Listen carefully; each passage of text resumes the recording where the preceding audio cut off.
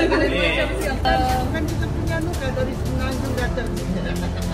Ini mau kasih Kalau mau coba mesti mau yang dia punya dinding double atau.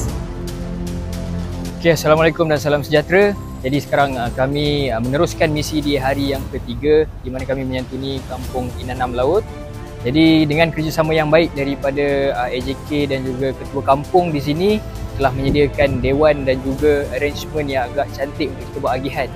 Jadi di sini kami menyantuni seramai 220 isi rumah dan selepas ini kami akan sambung untuk menyantuni 15 buah rumah.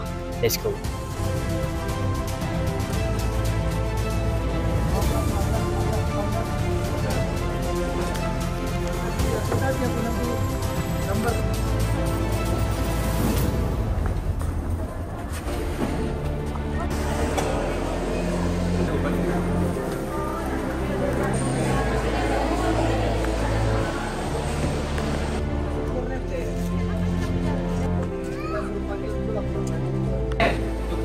Jadi kami menjadi kapal terserang 2 hari lepas dan tugas sekarang ini dan sampai di kampung Inanam Laut.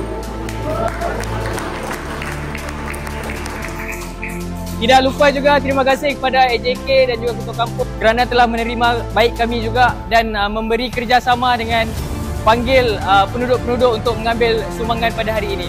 Terakhir dari saya, berpakat bantu masyarakat. Terima kasih.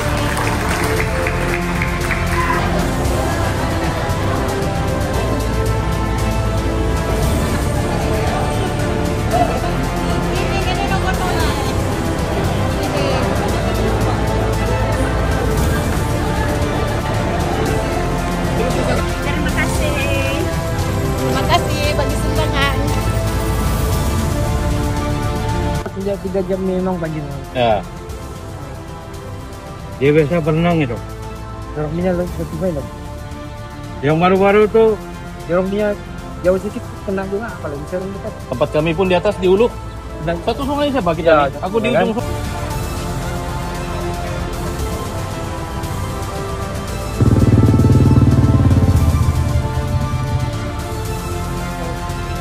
Kami dari Yayasan Food Bank Malaysia bawa kotak makanan untuk kecemasan nanti ya. Kalau disimpan ni boleh tahan 2 tahun. Oh ya kan? Ya. Kalau kata risau banjir lagi nanti kan tak ada makanan boleh simpan ni untuk guna waktu banjir. Okey ya. Sama-sama. Aku sudah penerangan. Ya. Terima kasih banyak-banyak. Baik.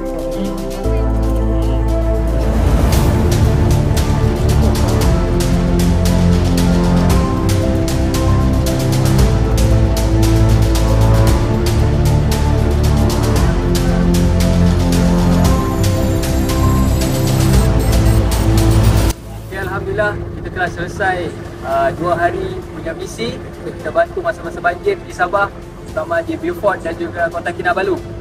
Jadi tidak lupa juga terima kasih kepada utamanya pada para penyumbang Yayasan Hasanah dan juga GDRN dan bantuan logistik daripada TDM dan juga Rela dan juga sukarelawan di Sabah. Terima kasih semua.